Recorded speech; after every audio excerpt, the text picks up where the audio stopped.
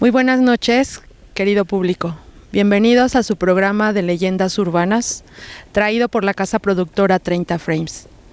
Es un gusto volverlos a saludar y Cela Rico para contarles nuevamente pues sobre otra localidad de aquí de nuestro querido San Juan del Río. Estamos a la mitad de dos lugares que llevan el nombre muy parecidos, pero son distintos a la vez. A mi lado derecho se encuentra Santa Cruz Nieto. A mi lado izquierdo se encuentra Santa Cruz Escandón. Santa Cruz Nieto, en el año de 1796, comienza a fundarse colocando la primera piedra de una hacienda que fue prolífera. Se dedicaba básicamente al cultivo y nada más. Santa Cruz Escandón se forma tiempo después, cuando llega el auge de la hacienda de Santa Cruz Nieto. Los dueños fueron ayudando a los peones para que se pudieran hacer de sus tierritas. Y ellos vendieron todos los terrenos que ahora se encuentran en Santa Cruz Nieto. Así es como queda dividida este lugar donde ahora estamos.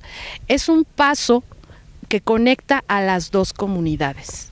Como ustedes podrán ver, y muchos de ustedes yo creo que ya han pasado por aquí, es un camino lleno de piedra que atraviesa las milpas. Y viniendo de Santa Cruz Nieto, vamos a llegar a lo que es la entrada a Santa Cruz Escandón. Los dueños de la hacienda de Santa Cruz Nieto eran Foro Crisóforo Nieto, mejor conocido como Foro, Marcial y otros 2 hermanos. Eran 4 hermanos los que vinieron a fundar aquí la hacienda de Santa Cruz Nieto.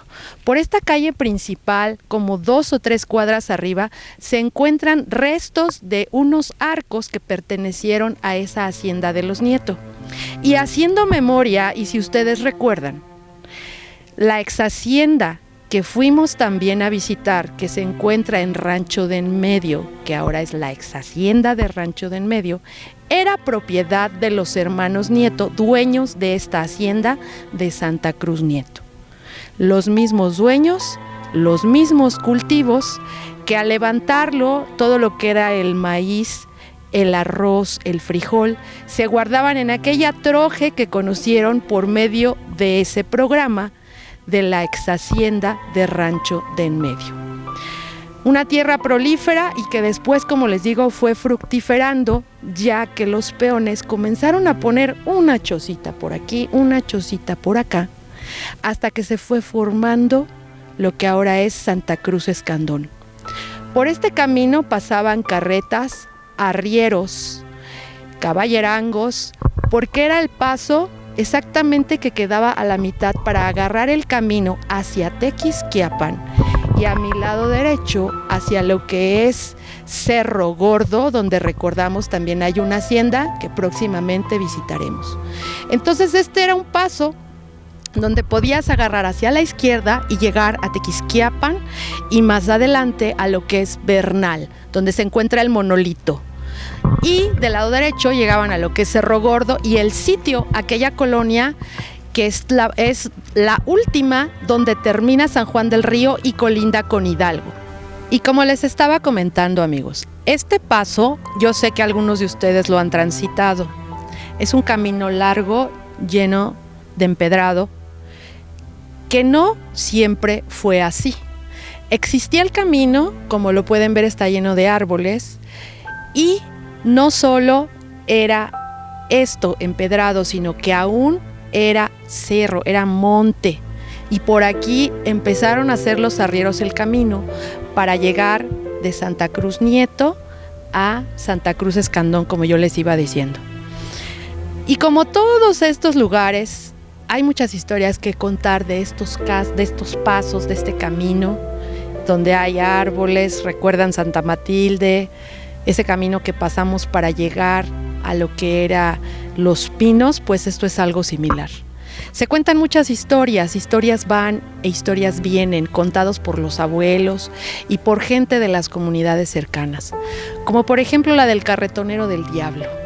El carretonero del diablo era una carreta que se escuchaba a lo lejos pasando las 12 de la noche. Había muchos arrieros que venían a juntar la leña por lo que eran los senderos para poder cocinar y alumbrarse y calentar sus chozas. Cuentan los ancestros, nuestros queridos abuelos, que el carretonero del diablo siempre se aparecía donde existía más pobreza. Y como yo les comentaba al principio, Santa Cruz Escandón apenas comenzaba a formarse de chocitas y de los peones que trabajaban en la hacienda de Santa Cruz Nieto. Era gente muy humilde y con mucha necesidad. ¿Y qué era lo que hacía Don Diablo? Pues aprovecharse de la necesidad, tentándolos con una bolsa de dinero llena de monedas de oro, donde él les prometía que ésta jamás se iba a vaciar si ellos entregaban su alma para él.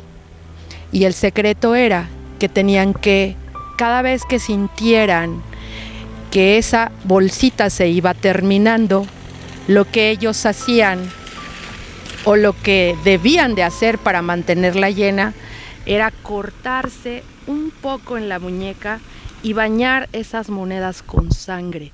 ¿Para qué? Para que se duplicaran y nunca se terminaran. Y en el momento que ellos accedían a tomar esa bolsa de monedas de oro, era cuando sellaban el pacto de entregar su alma al morir. Cuenta la historia que uno de ellos fue Fidel, aceptó esa bolsa de monedas para sellar el pacto y que nunca le faltara el dinero. Logró hacerse de muchas propiedades, logró fincar una casa, quizá fue la primera que empezó a fincarse. La hizo fuerte y nadie sabía de dónde había sacado el dinero más que él y su esposa. Pasó el tiempo, tuvo sus hijos y finalmente murió, pero no en la pobreza, sino en la riqueza absoluta, dejando asegurado el camino para sus hijos. Finalmente, la noche del velorio, todos se encontraban en el patio de su casa. De repente, siendo las 12 de la noche, las velas se apagaron con un fuerte viento que entró. En ese momento de oscuridad, a lo lejos se oyó un grito espeluznante. Y después se escuchó pasar una carreta afuera de la casa de Fidel. Rápidamente se dieron prisa para prender las velas nuevamente y los cirios que estaban protegiendo el ataúd. Y al acercarse su madre de Fidel, pegó un grito de horror porque se dio cuenta que Fidel tenía los ojos abiertos, los cabellos todos levantados y con un rostro de terror dibujado en él. Cuando se acercaron todos a ver qué había pasado y por qué su mamá había gritado de esa forma, aún fue más el terror cuando uno de ellos dijo: el diablo mismo pasó por aquí para llevarse su alma y que él saldara esa deuda que tenía con el demonio. Pero no es la única que vamos a encontrar aquí. Hay más historias sobre este camino y sobre estos lugares. Les voy a presentar a alguien que nos va a narrar 2 historias sobre este paso. Ella es la maestra Sofía Arciénaga. ¿Lo dije bien, maestra? Pásele, por favor. Bueno, Ariciaga, disculpen. Sofía Ariciaga. La voy a dejar aquí con ustedes para que ella nos comparta las historias que tiene que contarnos de aquí, de Santa Cruz Escandón. Muy buenas noches. Es un placer para mí darles a conocer poco de o mucho del conocimiento que tengo de todo lo que ha sucedido en este camino para poder llegar una de las leyendas hacia lo que es Tequisquiapan. La leyenda del charro negro es muy interesante, así como aquí Isela nos acaba de contar todo lo que sucede a través de los años sobre este camino. Este camino de empedrado es muy considerado por los habitantes de estas comunidades y nos han transmitido de generación en generación todo lo que ha sucedido a través del paso de los años y pues las leyendas que a unos le agregan, otros le quitan, pero en realidad no dejan de ser pasajes históricos de nuestro México como país y de nuestro Querétaro. Es una leyenda muy conocida sobre el charro negro. Este camino que ven aquí era el paso de él hacia lo que era pasaba a Tequisquiapan para poder llegar a sentarse a lo que era Peña de Bernal. Se aparecía, hacía su recorrido, llamando a las personas a que se acerquen a él. Él siempre iba en su caballo negro, portaba un traje muy hermoso, muy llamativo, era un hombre fuerte, pues que llamaba la atención. Se acercaba a las personas de bajos recursos sigilosamente. De hecho, la leyenda nos dice que no se escuchaba el corcel, o sea, se acercaba a ellos muy sigilosamente y les ofrecía monedas de oro. Pero si alguno de ellos le decía que no, él se retiraba. Más si se los ofrecía ya acercándose lo que era la luz del día. Él se desaparecía sin molestar nuevamente a las personas que les ofrecía las monedas. En ese paso a Tequisquiapan y Peña de Bernal hubo un caso muy sonado en cuestión de que se apareció el charro negro, a unas personas les ofrece y ellos tal vez por avaricia, porque normalmente esta leyenda es para la gente avariciosa, le reciben sus monedas de oro, las disfrutan, pero llega el momento en que estas personas se acercan al sacerdote de la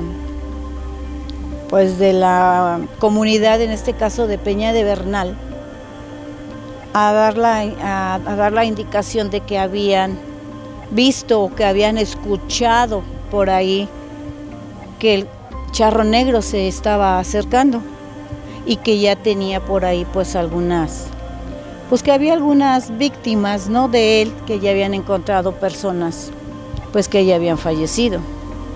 El sacerdote junto con su sacristán van a darse una vuelta a ver qué es lo que estaba sucediendo. Las personas que le pasan ahora sí la información al sacerdote y al sacristán van a checarlo. En efecto, se encuentran personas sin vida, regresan a su iglesia.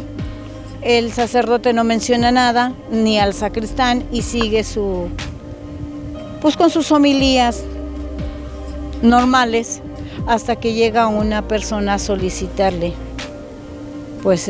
que le dé la bendición y le acerca su mano para que la bese. Recuerden que normalmente dentro de la religión, se acercan los feligreses a saludar al sacerdote y le besan, no la mano, sino el anillo que él posee, como forma de demostrar que está, que está dentro de la religión católica y que puede presentarse como sacerdote.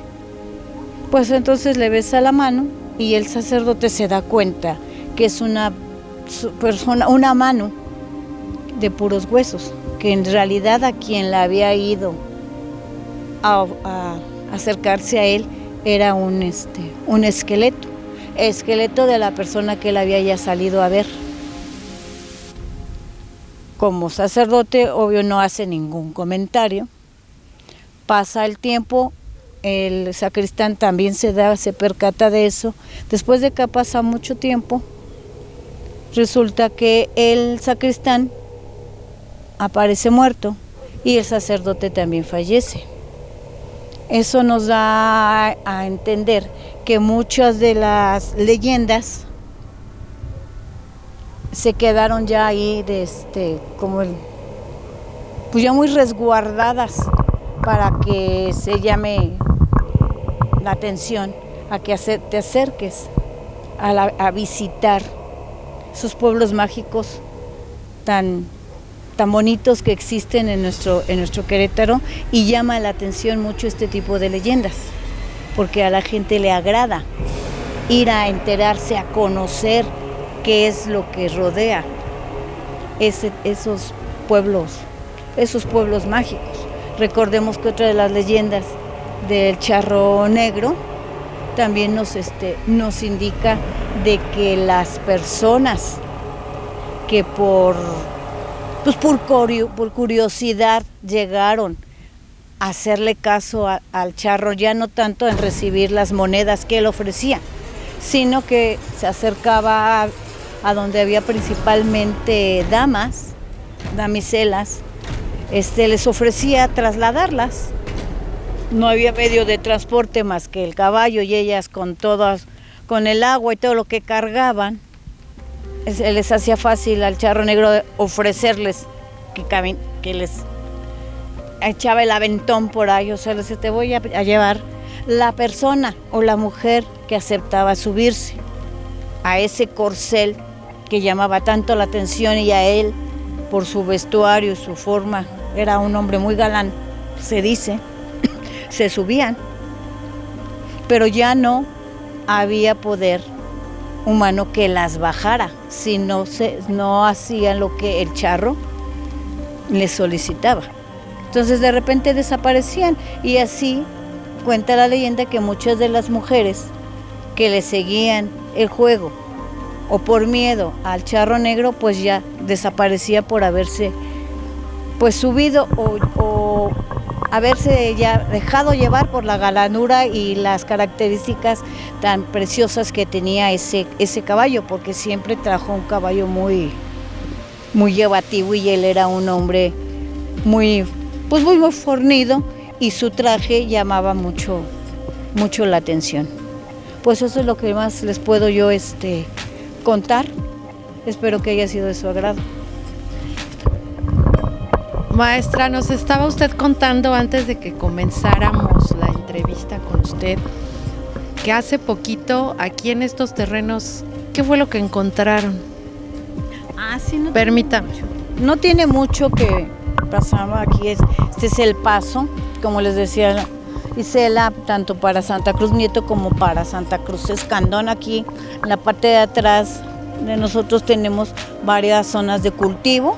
En una de ellas, en la parte de acá, se encontró una cabeza de caballo, o sea, la ornamenta ya de un caballo recién degollado, que pues no sé si lo pusieron realmente como ofrenda para que el cultivo fuera un 100% pues sustancioso, o sea, la cosecha, o se realizó algún tipo de ritual de esas pues sectas que hoy hay muy en día, ¿no? Que están muy comunes. También vinieron a hacer una limpieza total de este camino, porque ya los árboles estaban demasiado crecidos, ya no permitían el paso a los automóviles. Entonces vinieron a quitar, y pues salieron muchísimas cosas entre la tierra y todo, pues de gente que viene también a hacer uso del terreno para realizar sus rituales, pues que para dañar a las personas. Sí, ese es. Y le comentaba también a Isela que aquí en este camino todavía pasan carretas con caballos, alguno que otro jalado por burros. La gente el hombre que trabaja aquí en lo que se refiere a Santa Cruz Escandón, la mujer es la que sale a recoger toda la leña. Todavía va a encontrarla usted aquí, es su camino de ella, su pasaje, su paraje. Salen como entre 6 y 7 de la mañana y de regreso 4 o 5 de la tarde con el sol trayendo a su espalda toda la leña y todo lo que recogen para poder llevar, para calentar y hacer preparar sus alimentos. Y uno que otro varón trae la carreta también con la misma leña para poder hacer preparar sus alimentos. Pues qué interesante, maestra Sofía, todo esto que nos cuenta de la leyenda del charro negro, compartida junto con la del carretonero del diablo. Y pues no me imagino la impresión que el padre tuvo cuando besó esa mano cadavérica.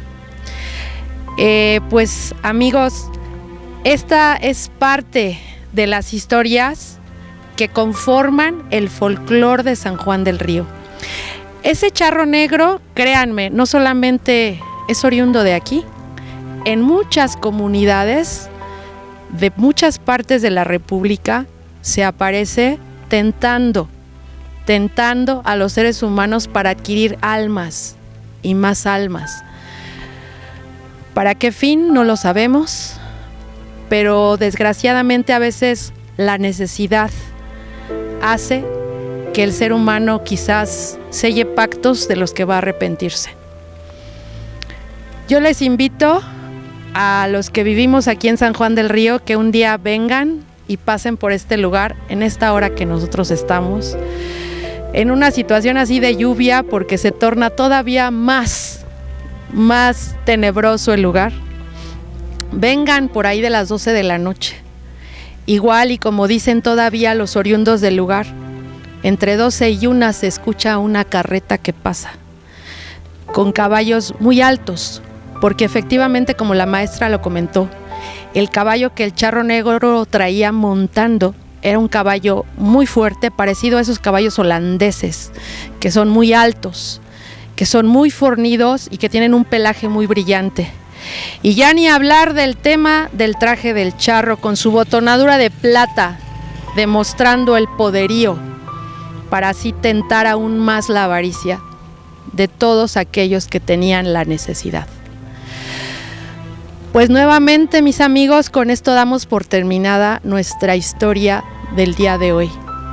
Espero que la disfruten y que les haya gustado, y yo los invito a que vengan y se den una vuelta por este lugar. Créanme, les va a gustar. Y recuerden, si tienen alguna historia que compartirnos, pónganse en contacto con nosotros. Pueden encontrar la página de 30 Frames en Facebook. Mándenos sus comentarios y con mucho gusto vamos a ir a visitarlos para que nos cuenten y nos hagan partícipes de todas estas leyendas que San Juan del Río tiene escondidas, porque muchas veces se van pasando de generación en generación, pero hay gente que es muy hermética y no la comparte. Y recuerden que todas estas leyendas forman parte de la identidad de esta localidad donde nosotros vivimos y hay que rescatarlas. Entonces, querido público, si tienen alguna que compartirnos, pónganse en contacto y de verdad vamos a ir con ustedes para que compartan, así como la maestra Sofía el día de hoy con nosotros, estas historias. Les agradezco su atención y su visita a nuestra página y a nuestro video de Leyendas Urbanas. Esto fue Leyendas Urbanas por Isela Rico para ustedes. Y les deseo de todo corazón que no duerman del susto y que por ahí escuchen a las 12 de la noche una carreta pasando afuera de su casa. Quizás alguno de ustedes se atreva a hacer un pacto para ya dejar esta pobreza que a veces nos acoge tanto y nos hace sufrir. Nos vemos en la próxima. Buenas noches.